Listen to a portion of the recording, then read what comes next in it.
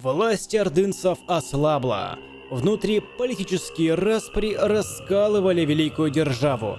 Это не могло сказаться и на внешней политике. Некоторые княжества и царства по соседству утрачивали свое желание выплачивать дань своему сюзерену. Некоторые вовсе игнорировали дань. Между сатрапиями и марионетками вспыхивали войны, победители которых наращивали все большую мощь, обеспечивая себе будущее непоколебимое и независимое. Так, в 1377 году Мамай направляет в славянские княжества карательные формирования, целью которых не только упразднить амбиции князей, но и давлением своим поддержать влияние Орды. Итогом стало полное разорение земель рязанских. С победой возвратились ордынцы, разбив княжество в битве на Пьяне. Но поколебить амбиции князя севернее Мамаю так и не удалось. Долгие годы князь Московский, Дмитрий Донской и Мамай пребывали на распутье. Затянувшийся конфликт выводит из себя Мамая, и спустя годы начинается кампания, что должна была раз и навсегда поставить точку в разногласиях.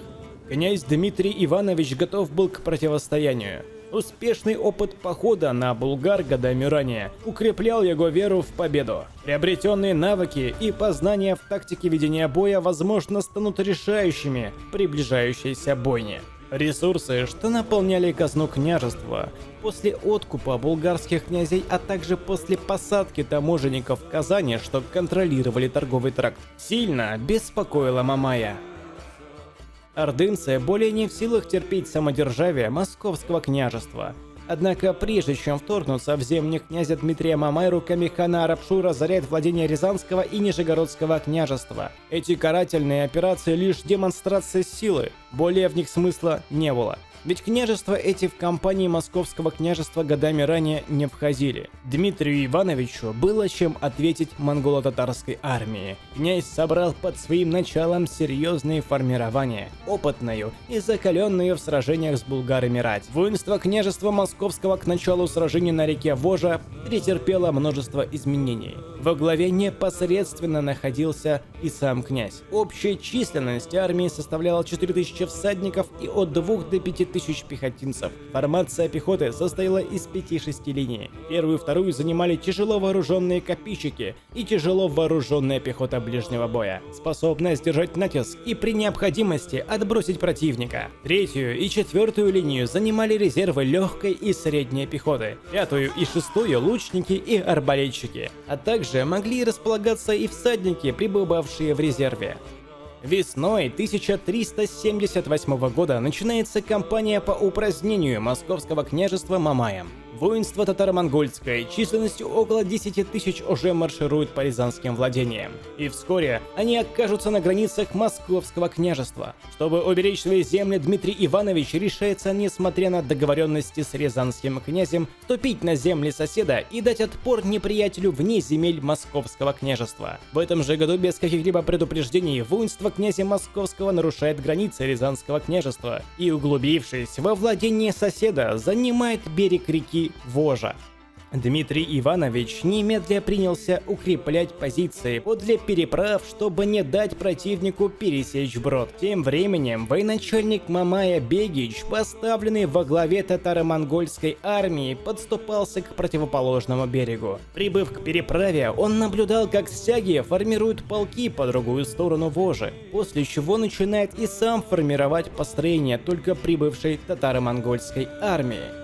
Задача – преодолеть брод и натиском смести воинство князя Московского. Несколько дней Бегич готовился к битве, лицезрея несокрушимые оборонительные построения Дмитрия Ивановича. Сам же князь, видя то, как Бегич сомневается сделать первый ход, решает провести маневр с целью дать зеленый свет татаро-монгольской армии на приступ. Дмитрий Иванович нарочно отводит полки от берега, позволяя Бегичу занять плацдарм, как только татаро-монголы ступят на противоположный берег. Князь надеялся, что военачальник неприятеля, получив преимущество, немедля ринется в погоню за отступающими русскими ратями в лес, что был подле реки. Догадывался ли военачальник ордынской армии, что за те 2 дня стояния подле вожи князь готовил ловушку, что вмиг захлопнется, как только армия Мамая увязнет в ближнем бою. Наконец, 6 августа, видя то, как формирования отступают с берега, ордынцы наконец решаются пересечь более незащищенный брод и устремляются вслед за отступающими. Командование основной формацией князь принял на себя. На флангах же возглавили полки Тимофей Вильяминов и Даниил Пронский. Воинство татаро-монгольское преодолевает границу леса, где уже расположились формации князя. Оборонительные валы и крепость щитов тяжело вооруженной пехоты примут весь удар на себя.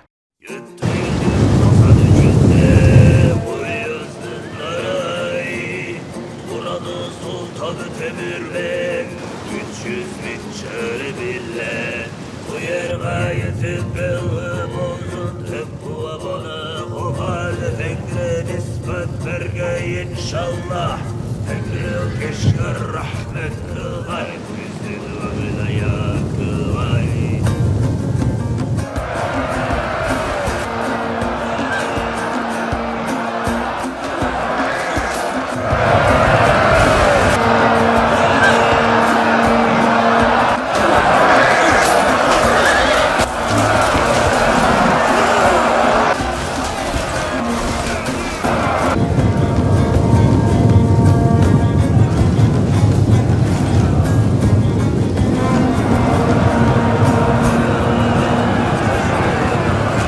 Натиск ордынцев захлебнулся, и более наращивать давление враг не мог.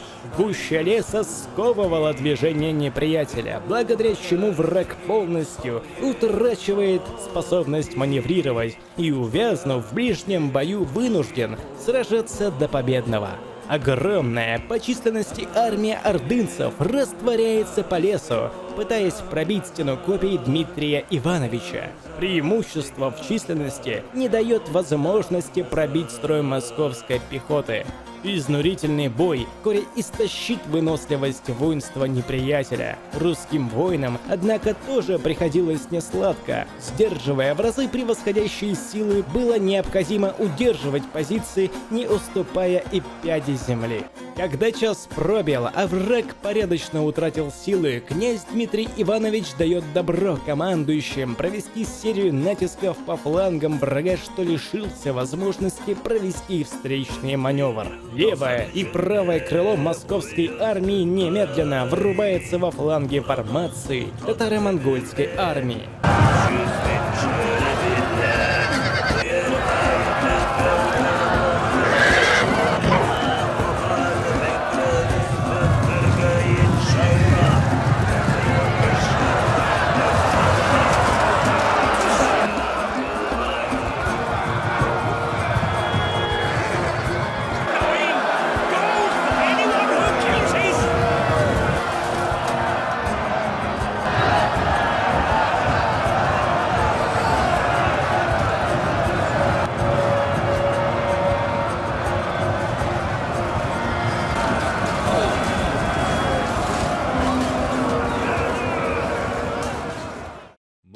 Когда передовые позиции неприятеля ощутили упадок морали в связи с происходящим на флангах, Дмитрий Иванович и сам предпринимает попытку контратаковать. Копейщики сменились тяжелой вооруженной пехотой, что, бросившись на изнеможденную пехоту врага, немедля стали крушить всякого на своем пути. Недолго более продолжался бой.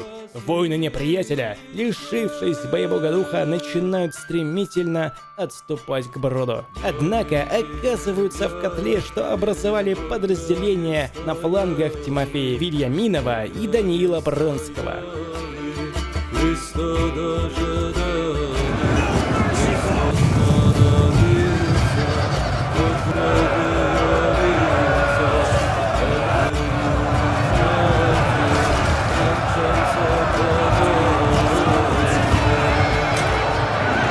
Сокрушительным поражением оказывается финал сражения для армии Мамая. С треском провалившаяся атака и невыверенное отступление уносят жизни почти всех бойцов неприятеля. В битве пали все военачальники Мамая, а также и сам Бегич. Множество знатных мурс и темников пали. Погоня за отступающими закончилась лишь ночью. Князь не решился пересекать брод, опасаясь возможных резервов, что могли бы отрезать его армию от оборонительных позиций. Но утро же, когда туман рассеялся, и рать московская, восстановив долю сил, князь наконец смог лицезарить опустевший лагерь и брошенные обозы.